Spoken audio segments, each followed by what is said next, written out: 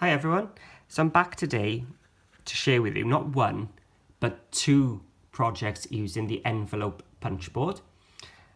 One is a mini box with a bag inside, and the other one is more of a traditional box but with a curved flap on the top, so you can use your ribbons to tie. Obviously I'm not very good at my bow tying, which you will see later on, and these are excellent for your cream eggs. So last time I showed you a mini eggs one, this time I'm going bigger and going for the cream eggs. So this will hold one, but this one will actually hold two. So I've used the In The Meadow kit from Nitwits. So I've printed out my own bespoke double-sided papers, and you'll need just 6x6 piece of card to make each of them. And then all the images have just been printed to size, and I'll show you how to use the Cool Cat ring reinforcers as well, just to add some extra strength to the holes. So grab your envelope punch board and your papers, and stay tuned for two tutorials. So the first one we're going to make is this little box with a bag inside. So it's like a little tote bag inside the box. So then when you undo the ribbon, the bag will open and you can access your cream egg there. So we're going to be using the In The Meadow paper by Nitwits. So this is full of the spring images, like the chick you just saw, and lambs, and flowers, and bumblebees. So you're going to need a double-sided paper here, because you are going to see the inside there and there. So what I've printed is this yellow gingham. But what's great about the Nitwits is you can get a solid pack to go with each of the kits. So this is the solid paper. So it's the same yellow, but as you can see, it's even got a texture in the solids as well. So I'm going to move my envelope punch board out the way, and I'm going to cut a 6x6 piece of card. So if you've got a 6x6 paper pad, this would be perfect. Or if you've got a 12x12, you can just cut it into 4 and you'll get 4 of these from one sheet. The only thing you've got to consider is we're actually working on it in like a diamond orientation. So if you've got a pattern such as wording, it's not going to work. You need something quite plain like this, which can work in each direction. So let me zoom in a little bit more so you can see the markings. So this is the corner I'm using to measure. And I'm going to measure at 1 3/8. So the corner of my paper is on 1 3/8. I'm going to punch and score.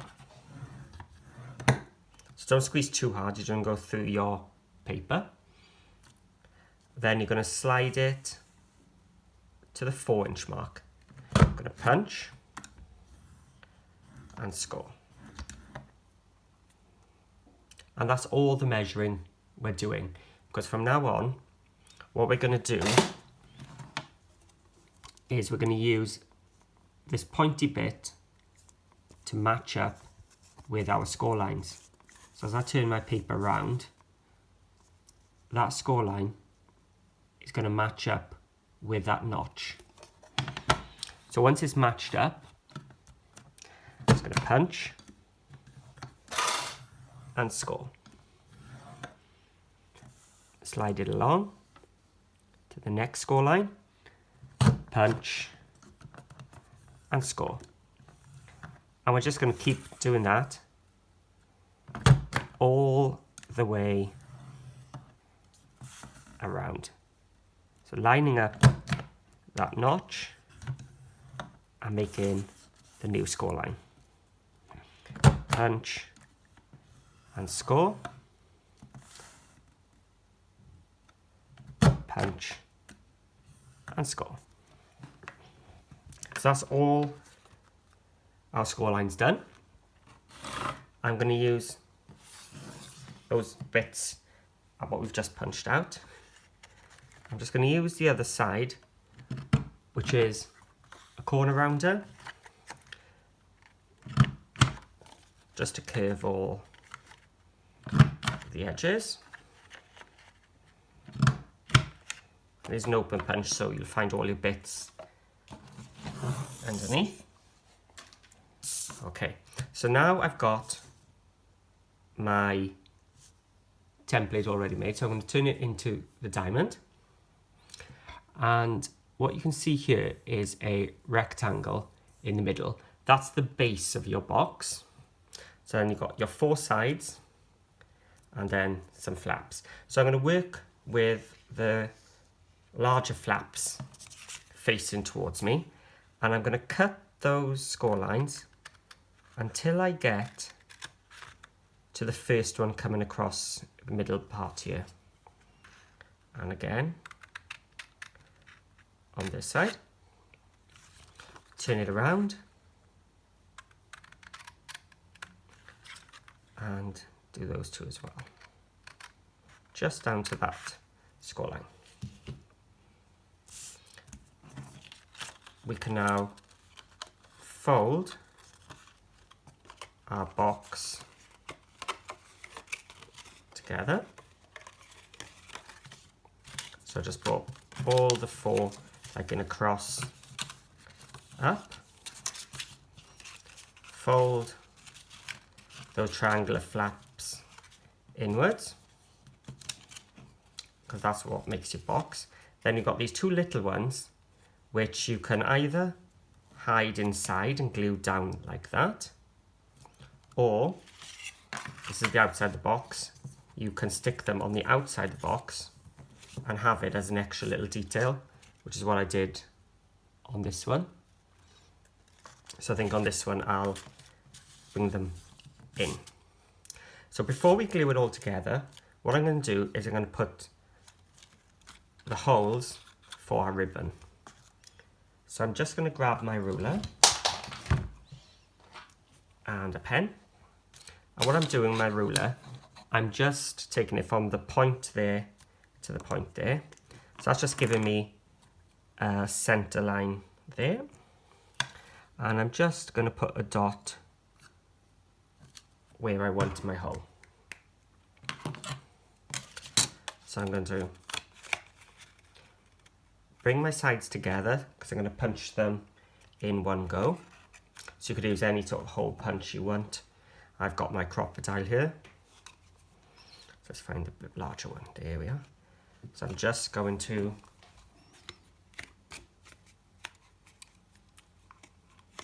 hold it both together, line up a dot in the middle and punch. So now I've got my holes ready to go. We can start to put it together. So I'm going to put some double-sided tape on the outside pattern on these 2 and on the inside of these 2, because then they will stick each of the ends to the sides. So I've got some score tape. So on the outside of this one,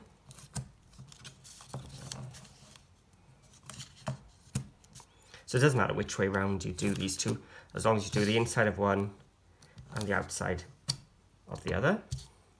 And I said I was going to tape these ones on the inside this time, didn't I? So I'm going to put some tape on the inside. So let's fold those 2 in. You're going to bring the 2 big flaps inside, because that's your bag. And now we're going to take off these 4 bits. I'm going to construct our box on the outside of all this. So let me line it up. So I've got tape on the outside pattern, tape on the inside pattern on the corners, so they just keep both the corners down neatly. Now with these two, I'm just going to fold them back slightly, because what you want is to make a bowed shape here. There we go. Let's press the tape down a bit more. And that's the box finished. But one thing I did find here was my Cool Cats ring reinforcers. So what this does is cuts out like a washer shape, and then this one will actually cut a matten layer. So I've cut this out of some cream cardstock there, and with the waste of this paper, you can see it's the inside and that's the outside. I've cut a matten layer to go over it. So this is going to strengthen my hull. So it's got some wet glue.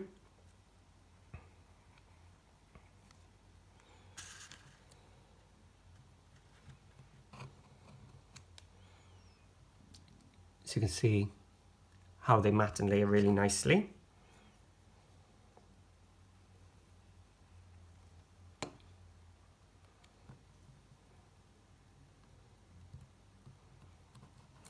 And then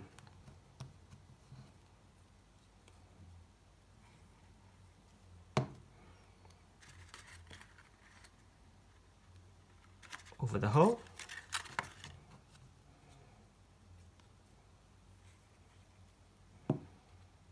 And over this one.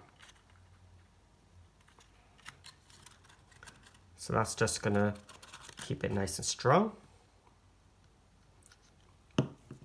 And you just pop your cream egg or whatever treat you want, and you take a ribbon and get the one from the original one. And I'm not the best bow tire. I'm sure you lot will be able to do a far better job. And then you're just going to tie it off to the side. I'll probably just end up doing a knot. There we go. And there you have your bag in a box. And as I said, this kit comes with all your spring images. So what I've got here is, this is actually just an image from the kit, which is a flower in a circle frame. The bee was from the kit as well, as they were, but this chicken one isn't in the kit. But what I've done is taken the circle frame from the kit, backed it with one of the floral papers, and then just layered the chick on top, all done in Microsoft Publisher, and then I just stuck it on the front. So that's one way we can do it. So I'm just going to tidy up, put these away, and I'll show you another. So this time I'm going to show you more of a box shape, a traditional box shape, but still with that curved flap top. But this time it's slightly larger because it's actually going to hold 2 cream eggs inside. So again, I've printed off the papers from In The Meadow. So I've gone for the floral blue this side, and then more of the neutral with the smaller flowers on the back. And just as before, I'm going to start with a 6x6 piece of card. So again, I chose these patterns because there's no direction to them. But just like the first one, it's actually built along that diamond orientation. So if you had your words here, as soon as you got here, they're all going the wrong direction. So let's grab the punch board. So this time, I'm going to line this corner up at 1.5 inches. I'm going to punch and score. And then I'm going to rotate it and I'm going to line it up at 2.5. I'm going to punch and score. So I'm going to go back this time to the 1.5. So the ones I've got on the opposite corners are the same measurement. So this time is 2.5. Punch and score. So what I've done is these two were at 1.5 and these two then were at 2.5. What we're going to do now is just as before, not measure, but we are going to line up that notch with each of those 4 score lines.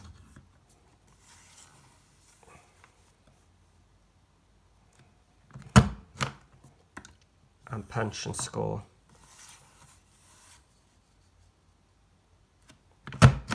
All the way around.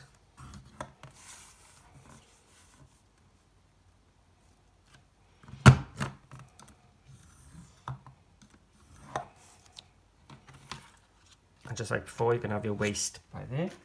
And let's tidy up those corners again.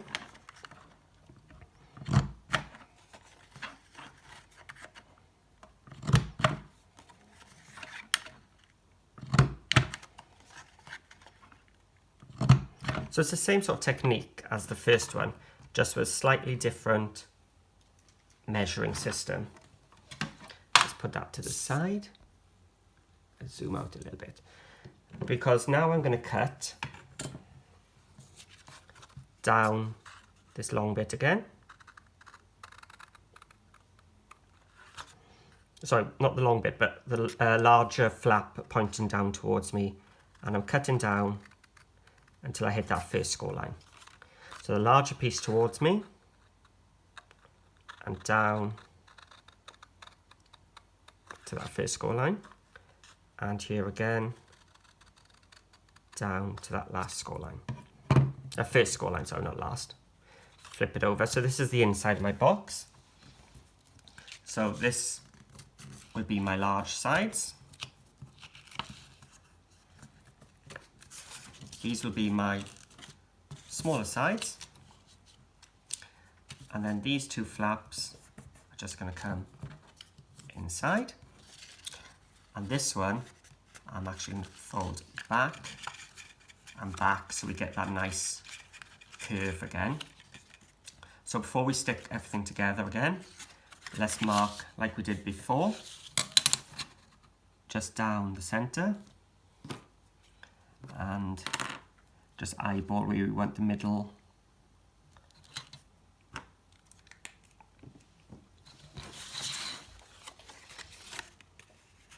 So I'm going to line up those 2 curves. So I got the paper from my first box inside. Yeah, right, so let's bring my crocodile in. Just centering over that black dot, punching.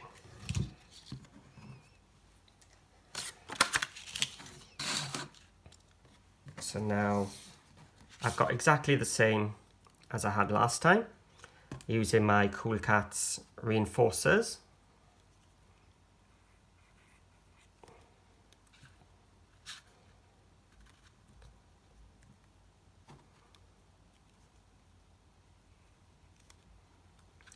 There and there.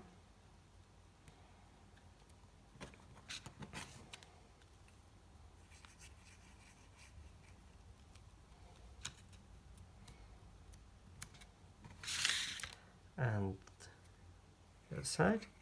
So this is optional, but it does stop your box from tearing. And you're just using little scrap pieces of paper and card. So I've got my box all ready to go now. So what I'm going to do is I'm going to put some tape here and here. So I'm folding this. So this is the outside of my box. So I'm taping down the edge.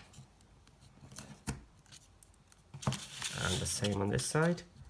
So close to that edge as I can go. And then the edge of the flap. And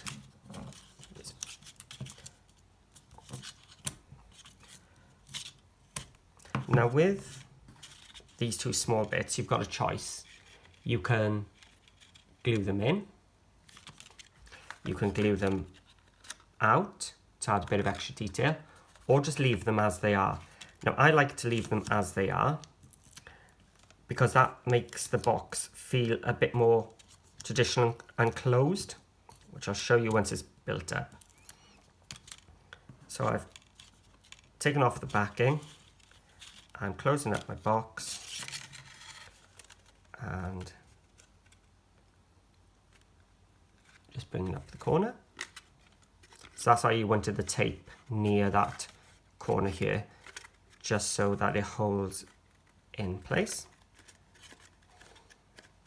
So that's two of our sides.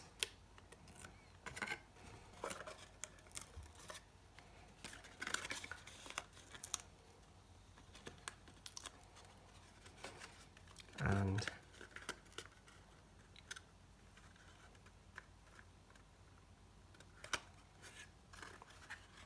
the other two sides. So I was saying these flaps, I like to keep them in because we've got that curved bit to the box. It just keeps things in there rather than it being quite open like that. So that just keeps your cream eggs, mini eggs, or if it's Christmas time, whatever you want to put in, it just sort of keeps them there. And then you're just going to tie it up as before. So this time, what I've got is, from the kit, is the word spring, which can go across there.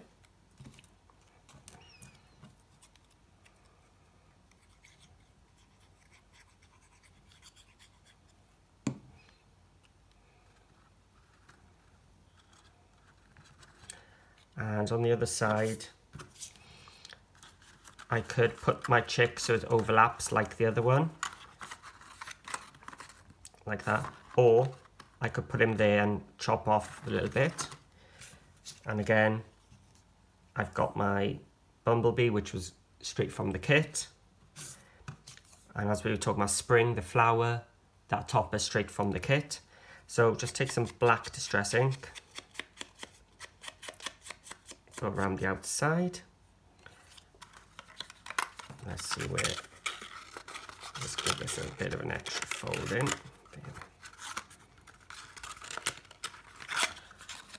Just to get it out of the way. No, I think I'm going to do the chick, but let's chop off a bit of the bottom.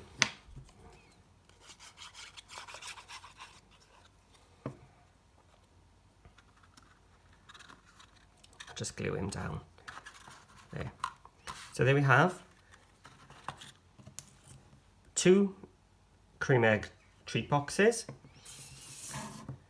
both using the envelope scoreboard, but producing two very different looks, but using the same techniques. So grab your scoreboard, have a go, and please share your makes with me by going to Facebook and typing in Paper Crafting with Paul. You'll find my group, and there's loads of members there sharing how they make their own versions of my cards, books and boxes. So hopefully see you there soon, and I'll be back with some more ideas for you.